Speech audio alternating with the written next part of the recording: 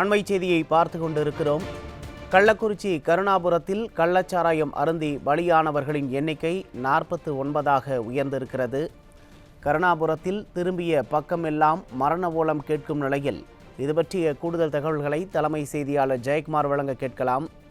வணக்கம் ஜெயக்குமார், தற்போது பலி எண்ணிக்கை தொடர்ந்து அதிகரித்து கொண்டே இருக்கக்கூடிய நிலையில் தற்போது 49 பேர் பலியாகி இருப்பதாக தகவல் வெளியாகி இருக்கிறது. இது பற்றிய கூடுதல் விவரங்களை பதிவு செய்யலாம். கண்டிப்பாக உமேஷ், கருணாபுரம் அந்த கிராமத்தில் இன்றைக்கு 49 பேர் பரிதாபமாக உயிரிழந்திருக்கிறார்கள். திரும்பிய பக்கமெல்லாம் மரண ஓலமாக காட்சியளிக்கிறது.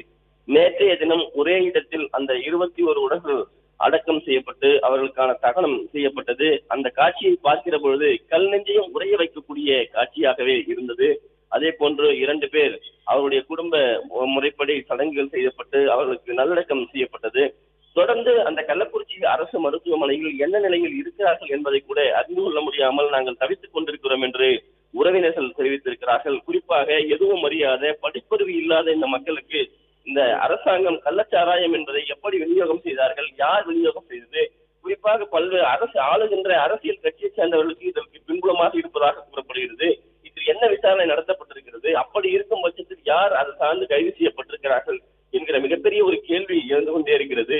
தொடர்ந்து மருத்துவமனையில் அனுமதிக்கப்பட்டிருக்கக்கூடியவர்கள் ஒவ்வொருவராக இறந்து கொண்டிருக்கிறார்கள். இறக்கக்கூடியவர்களுக்கு பின்னால் அந்த சடலங்கள் அனுப்பி வைக்கப்படுகிறது. அந்த கருணாபுரம் கிராமமே ஒவ்வொரு வீட்டின் முன்பாக சடலங்கள் அடுக்கப்பட்டிருக்கிறது. அதாவது உலகத்தையே ஆட்டி படைத்த கொரோனா காலகட்டத்தில் கூட இப்படி அந்த கிராமத்தில் ஒருவர் கூட இது போன்று ஒரே நாளில் இவ்வளவு பேர் இறந்தது கிடையாது, வரலாற்றில் இப்படி ஒரு சம்பவம் எங்கள் கிராமத்தில் நிகழ்ந்தது கிடையாது என்று அந்த மக்கள் அனைவரும் கண்ணீரோடு தங்களுடைய எதிர்காலத்தை நினைத்து ஒரு பிள்ளைகளும் அதே போன்று அங்கு இருக்கக்கூடியவர்களும் கதறிக் கொண்டிருக்கிறார்கள். நேற்று அனைத்து இந்திய அண்ணா திராவிட முன்னேற்ற கழகத்துடைய பொதுச் செயலாளர் புரட்சி தமிழ் எடப்பாடி கே பழனிசாமி அவர்கள் ஒவ்வொரு வீடாக நேரில் சென்று அந்த மக்களுக்கு ஆறுதல் தெரிவித்து, குறிப்பாக சுரேஷ் வடிவு என்ற ஒரே குடும்பத்தைச் சேர்ந்த 2 பேர் இறந்து போனார்கள். அந்த குடும்பத்தில் இருக்கக்கூடிய 3 பிள்ளைகளுக்கு 10 ஆண்டுகளுக்கு அவருடைய கல்வி செலவுக்கு மாதம் 5000 ரூபாய் வழங்கப்படும் என்று அந்த பிள்ளைகளுடைய கண்ணீரை துடைத்து அவருடைய கல்விக்காக நாங்கள் இருக்கிறோம் என்று அவர்களுக்கு ஆறுதல் தெரிவித்தார்கள்.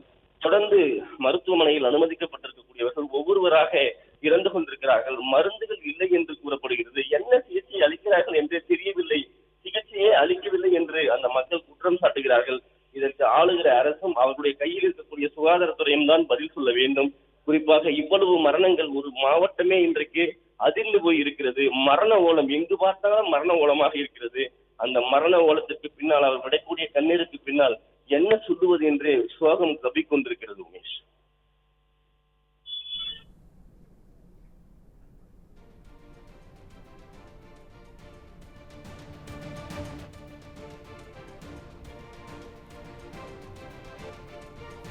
விவரங்களுக்கு நன்றி ஜெயக்குமார்.